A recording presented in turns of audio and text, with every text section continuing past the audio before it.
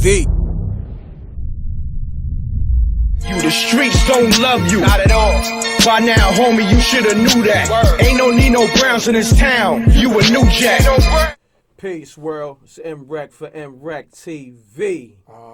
I got a special guest in the building with me. We back. We back in the building, What's goddammit. happening, my brother? Me and Reck. It's good to see you, Reck.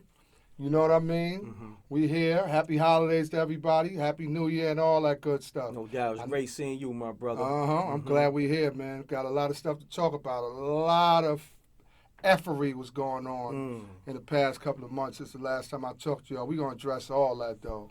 Got you. So, Big Ross, man. What up, people want to know. I got to ask you a few questions before we get into some of the things you want to talk about. Like your actual history. You know what I'm saying? Your history. Right. But, let me say this. People want to know, after the interview, you know, you speaking on Rich Porter, Alpo AZ situation. Right. Did anything transpire with you seeing a certain individual, or was it words being said to you on the street? Well, yeah, you know, I mean, I ran into a few people, you know. Most people was congratulating me, you know, in my face, you know, and I basically told them I was doing this on the strength of Rich's name and the fact that was my man, and he looked out for me, he fed me when I was messed up, you know what I'm saying, when I had my first 3 kids. So I spoke, that was out of instinct, you know what I mean? But a lot of people, you know, I was hearing things when I wasn't front and present. Some people I knew, some people distant places. You know what I'm saying? People that don't have nothing to do with nothing, all in the business. You know what I mean? Making themselves look retarded. You feel me? Got you. You know? Got you. So, Big Ross. Yes, sir. Where did it all start for you, man? Like, I want to go to Broadway International. Yes, sir. Broadway International, man. That's where we starting at? That's where we start at, man. We're going to start there, man. Okay. As I told y'all in the last video, I'm from 146th Street, Amsterdam, Broadway. You understand? At one corner, I was seeing some of the biggest hustlers, post before all of that even happened. They was on the corner of my block, and I seen them every day like it was nothing. On the bottom corner of my block was a club called Broadway International. It was a disco in the 80s that had a after-hour club next to it called Close Encounters. Very known, very prestigious. The first time a lot of these famous artists that you know, super famous, platinum artists, the first time they ever performed in New York City or in Manhattan was at Broadway International in the 80s, you know? So I'm going to tell y'all a little about that if we got enough time to do that. So, okay. You know. Well, take me through it, my brother. Okay. When I got around, after they let me look out on the corner of my block, and, that fell through after a few months or whatever the case may be. And by the way, when I say look out, as I told y'all before, the minimum wage was $3.35 an hour. For those of y'all that don't understand, I need y'all to get a pencil and a paper or get your calculator and understand what is that per week. The man was paying me almost $100 a day to look out. So, if you do the math, that same $3 and change was $75 a week. So for all of y'all said nickel and diamond, never that. I was always 10, 20 times over, no matter what I was doing, 10, 20 times over whatever the minimum wage was. You understand? So now that that's out the way, once I got like 12, 13, man, I heard this thing on the bus coming home from school one day called hip hop.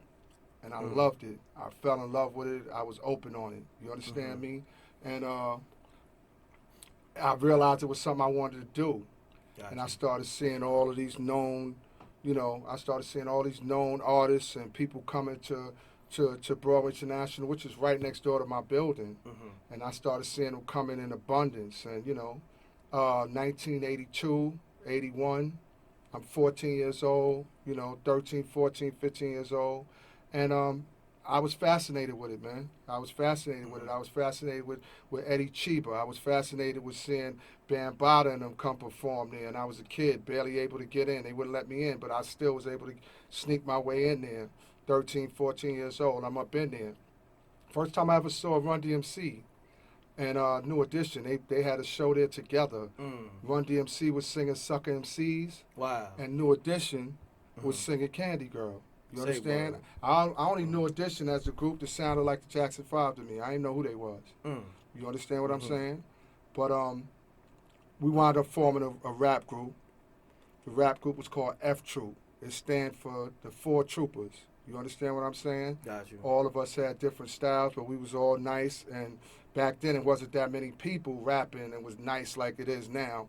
Back then, it was something special if you was really nice with them words and that wordplay. So we formed a group. We started doing local shows and everything.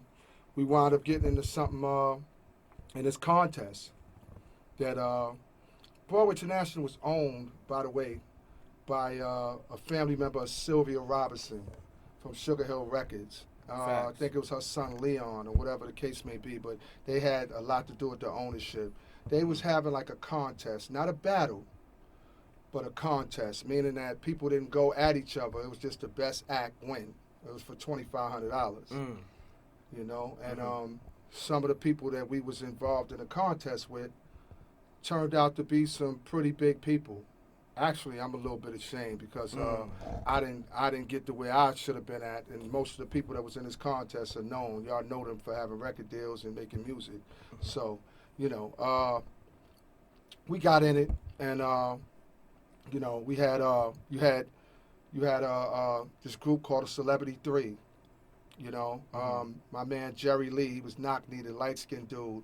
I used to like him. He was always, you know, cheerful, happy, and had rhymes for days. You know what I'm saying?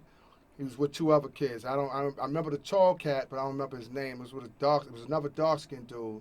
Had a real big nose. You know what I'm saying? I mean, you know, cool dude, really cool dude. But you know, I mean, I you know, when I was young, you know, I was on some snapping shit, and I used to always be like, whoa, nobody knows. You know, I should tell my man, there go your man right there. But you know, all jokes aside, just being funny. You know what I'm saying? But that day came when we were supposed to do the contest. We had been practicing. We wanted that money. Like, you know, back then that was a whole lot of money. $2,500 was a lot of money back then. So for 14, 15-year-olds, and we get there. I don't know if y'all remember Omar Chandler. Omar Chandler was a dude that sung on Raw Bass Joint. Remember that song, Joy and Pain? Yes, sir. Classic. Sunshine and Rain. Classic record. Him, yeah. You that was singing, that. You Right. sing it like you sung the hook. Hey, you listen. That was a dude. That was that work That right was there. that work right there. Yeah. And later on, this dude played a lot in trying to help our careers. That's why I mentioned him. But he was the one that got us in the contest. You know, so we in the contest, F Troop. This group called Celebrity 3 was in the contest. I'll tell you who was involved in that group in a minute. And Dana Dane before Cinderfella. Just Ice before LaToya. You understand? And a dude named Jazzo that was from Brooklyn. And Jazzo had a whole entourage with him. We had a whole issue pertaining to them. I'm gonna tell you about that a little bit later. But that was the very first time I ever met a Brooklyn guy. Oh yeah? Yeah. Wow. I never met nobody from Brooklyn before then.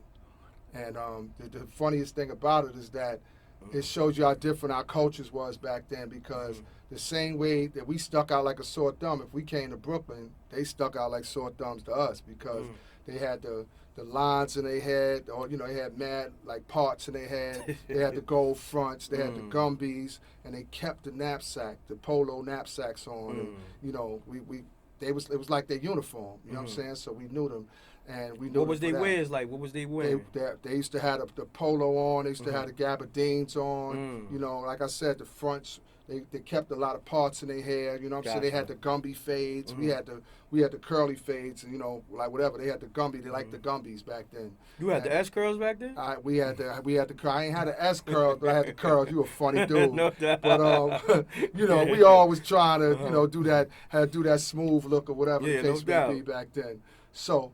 Anyway, So, I'm nervous as shit, man. I'm trying to, I want this money, and we practicing it. So, when you got a lot of people in a group, it's hard to get everybody on the same page all the time, you know. So we in the bathroom practicing.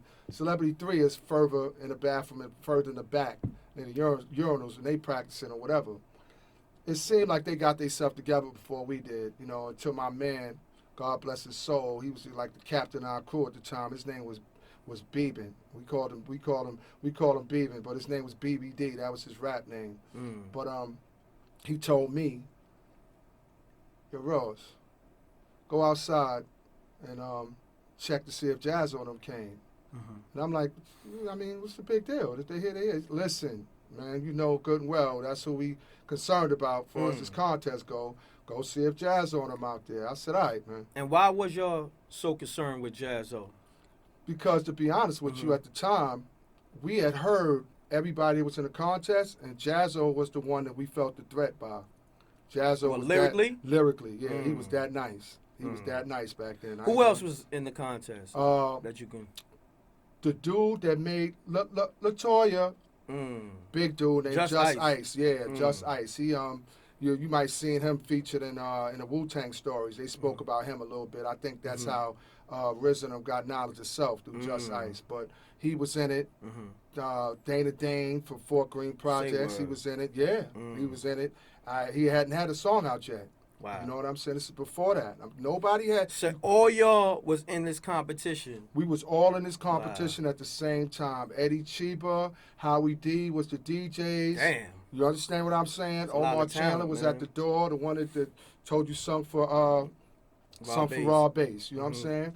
So I went out. When he told me to go out, he meant come out the bathroom. So when I came out, it was mad women flooding the place and started to get packed. Known club, you know what I'm saying? Very known. So I look, and I see one of the dudes that's with him, light-skinned, big lip dude.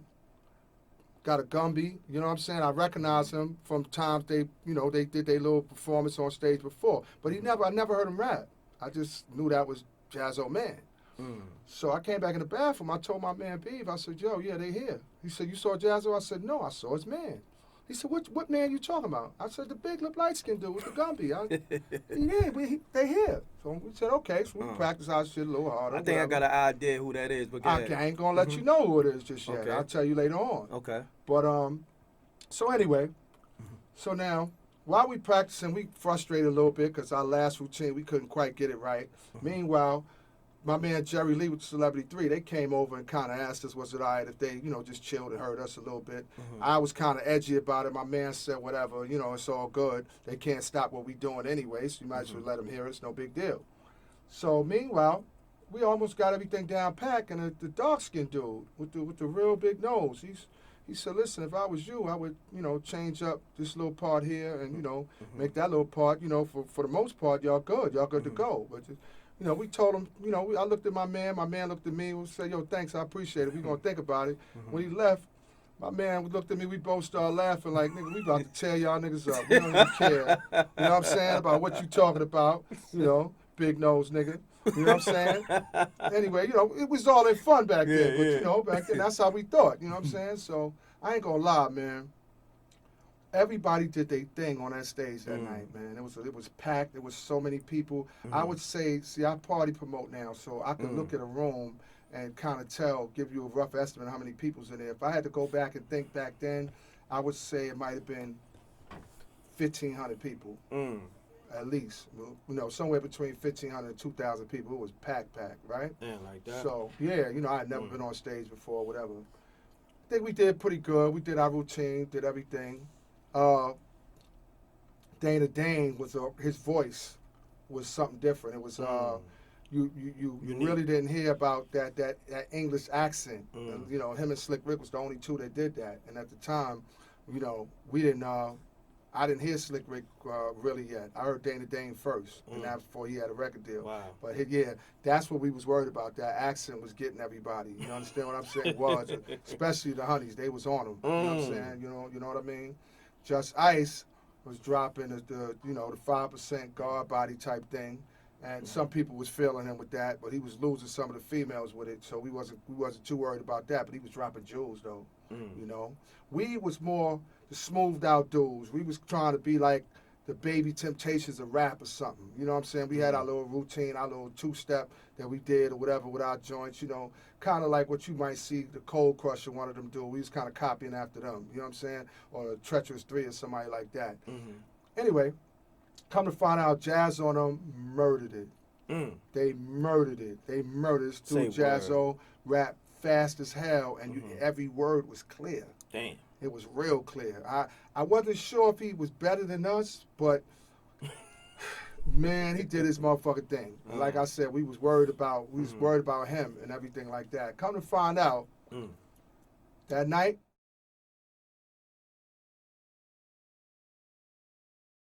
now if you got something on your chest, whether you're going through it in your relationship or you're just going through it with siblings and homies and maybe your homegirls, you can call me up and hit my line and get it off your chest. 310-598-2974 and leave that voicemail and just get it off your chest. Peace. MRecktv. The streets don't love you. Not at all. By now, homie, you shoulda knew that. Ain't no Nino Browns in this town. You a new jack. It's Crummy Beats, y'all. Peace, world. To promote your music or promote your business by placing an ad on MRecktv, contact MRecktVpromo, MRecktVpromo @gmail.com. Peace. Oh yeah, subscribe to MRecktV, youtube.com/MRecktV. I'm gone.